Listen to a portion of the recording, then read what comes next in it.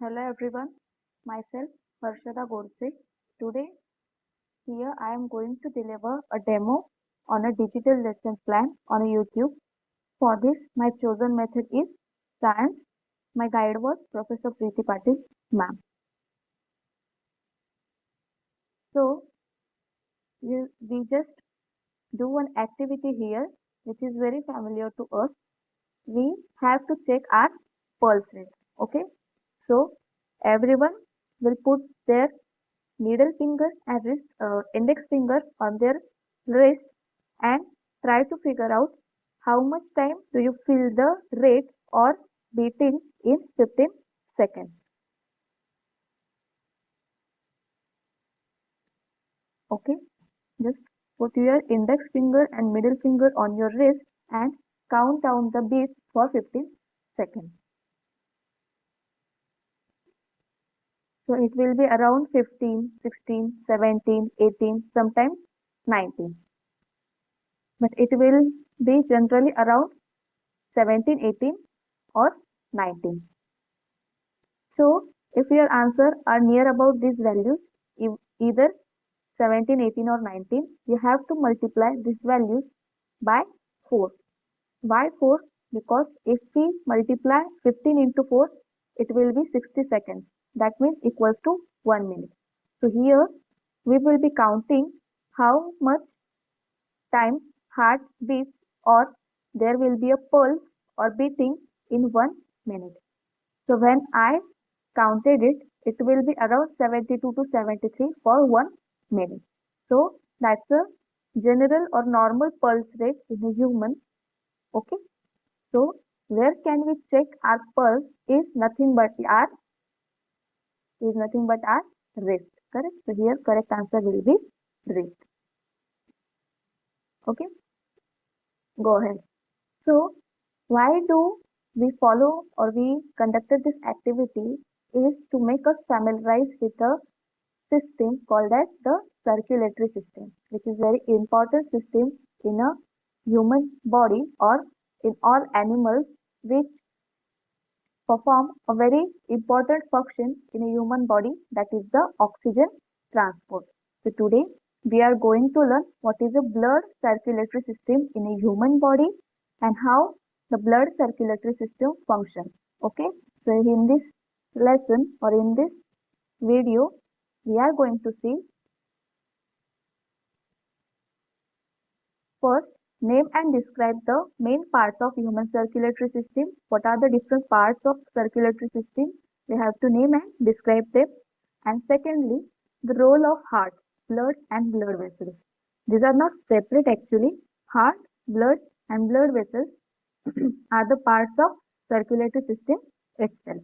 So these are the learning objectives or what you will be able to learn in this video.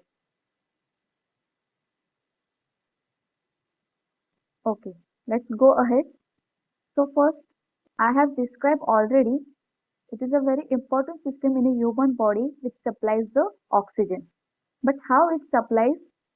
Because there is a fluid substance in human body called as blood. Okay, so blood supplies oxygen to each and every part of the body. Our body has a four main components in a blood. First of all is RBCs, that is red blood cells or red blood corpuscles. Second is WBCs, white blood cells or white blood corpuscles. Third one is platelets and last one is plasma, which is the largest content of the blood. In this plasma, platelets, RBCs and white blood cells are suspended and these all four components together form the blood. Okay, so that's the components of a blood. So anyone can ask you what are the four components of blood? So those are RBC, WBC, platelets and plasma. So why we are studying blood is because in a blood circulatory system, heart plays an important role, correct? But to supplement to the heart, blood supplies the oxygen which is pressurely drawn to the all part of body via heart. So that fluidy substance which transports the oxygen to each and every part of body also collects the carbon dioxide from all body parts to the heart is nothing but the blood. So it is a transport medium for transport of oxygen and carbon dioxide. So it plays a very important role in human blood circulatory system. Okay, so these are the four components of a blood. Now moving to the main topic, that is human circulatory system. So why we need to study human circulatory system? Because it plays important role in transport of blood, in blood, oxygen and also the nutrients to the body. So it not only transport the blood via blood, oxygen, nutrients are also supplied to the body. Okay. And second, the main parts of blood or main parts of human circulatory system. So first of all is heart, which is a pumping organ, muscular organ.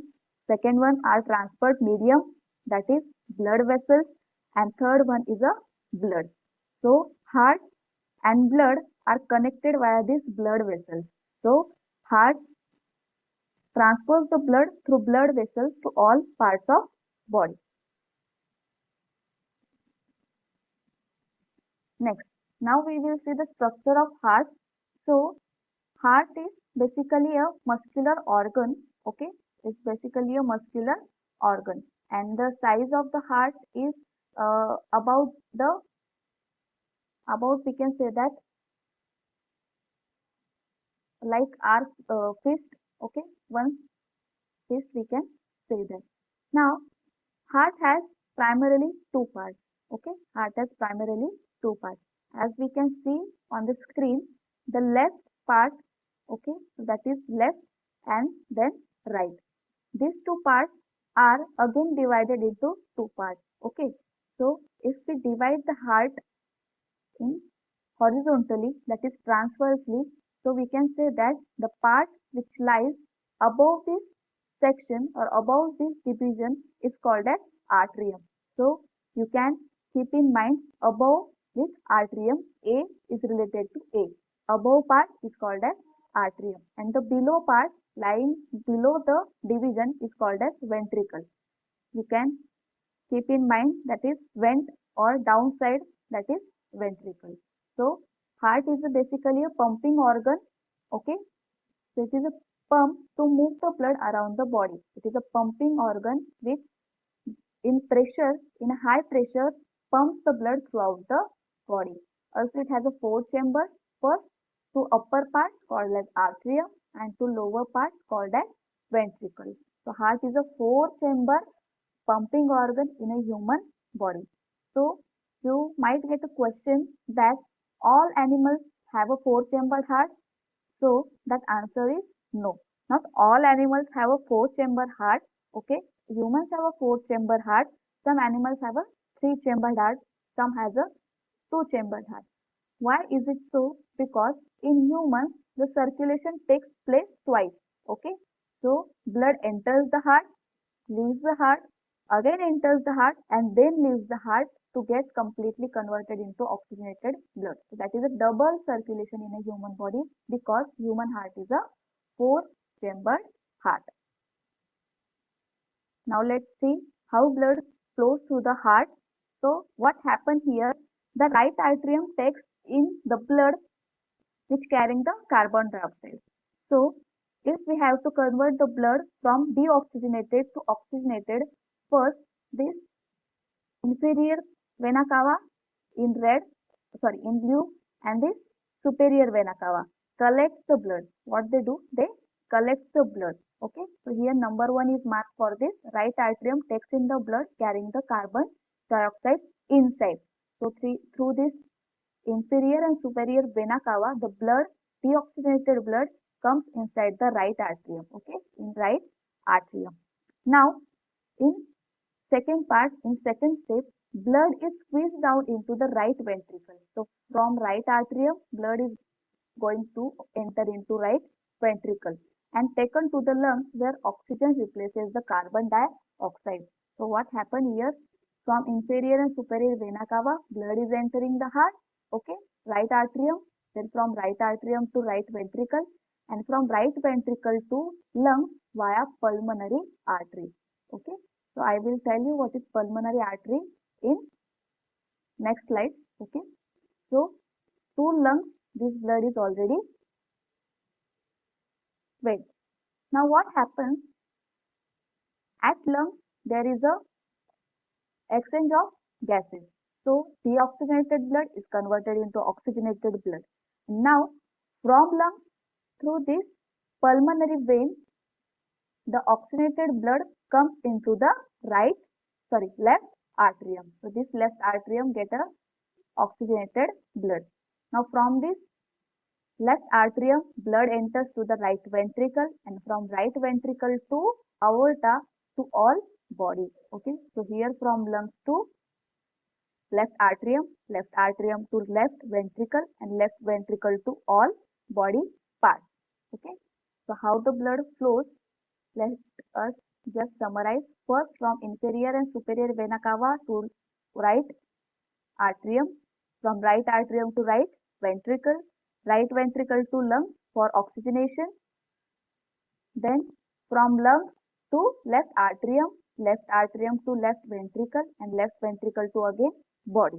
So here blood enters the heart and leaves the heart two times. That's why it is called as double circulation, because human heart is a four-chambered heart. Why it is four-chambered heart? Because they have to prevent the mixing of blood. Deoxygenated and oxygenated blood are separated. They do not get mixed. Now next, let's check how the heart functions. So you can play this activity with your friend also. Here from all body parts, heart enters to the right atrium, correct? From right atrium to the right ventricle, correct? Then right ventricle to the lungs for oxygenation. Then after getting oxygenation, lungs to the left atrium to left ventricle, and then to the body. Again from body to the right atrium. So this cycle is repeated, causing the circulation of heart. Okay, double circulation. Now what are the blood vessels? So we have seen that there is a connection between heart and blood via blood vessels. So these are nothing but the tubes or channels, like a pipeline, which carry the blood throughout the body. So we have these nerves indicated by blue and red colors to separate oxygenated and deoxygenated blood. There are main three types of blood vessels: veins, arteries, and capillaries. Okay, so let's see what are they and what are their function and structure. So what are arteries? Arteries are the capillaries having thickest wall. So why they have thickest wall? Because arteries carries the blood away from the heart. Okay, so they have to carry the blood away from the heart. So from heart to all body parts, blood must go with a high pressure. So to withstand this high pressure, arteries have a thick wall, so that area will be minimized and pressure will be greater. So to create this high pressure, the arteries have a thickest wall which carries the blood away from the heart. So you can keep in mind by A with away. So arteries carries the blood away from the heart. Now veins. We will see what are capillaries. Just first say let's see what are veins. So veins are the blood vessels which have a thin wall. Why? Because they have to carry the blood from all body parts to the heart. So from all body parts to the heart, blood must come with a low pressure. To create this low pressure, veins have a thin wall. Okay. And now arteries and veins must get connected. Okay, because we have to make this circulation in a cyclic form. So these arteries and veins are connected via this capillaries. Okay, so arteries wall get thin to make a capillaries, and again thinnest to make a vein. Again veins to capillaries, and capillaries wall get thin to make arteries. So arteries, capillaries and veins are related to each other like this. Okay. Next, let's revise. So here arteries which carries the blood away from the heart. Next, capillaries exchange of substances between blood and tissues because these are very thin walled and they underlie with the tissues to exchange the nutrient between the blood and tissues. And now veins having thin wall which carries the blood back towards the heart. Arteries carries away, veins carries towards, and in between veins and arteries there are capillaries. Okay, next. Just take a close recap. Okay, so first we have studied the heart, which is a muscular organ having four chambers: right atrium, right ventricle, left ventricle. Now blood, which has four components: RBC, WBC, platelets, and plasma, which carries the oxygen and it is a transport medium of the oxygen. And now to connect both of these, we have blood vessels, which are of three types: arteries, veins, and capillaries, which serve as a channel for blood flow, like a pipeline. Now there is a question for you guys. Why is the regular exercise important for a circulation? So you have to answer this question. Just take 2 minutes or 3 minutes and answer this question. Try to answer this question, or you can also write down the answer in your notebooks or in notes. So I will give you just 2-3 minutes for this.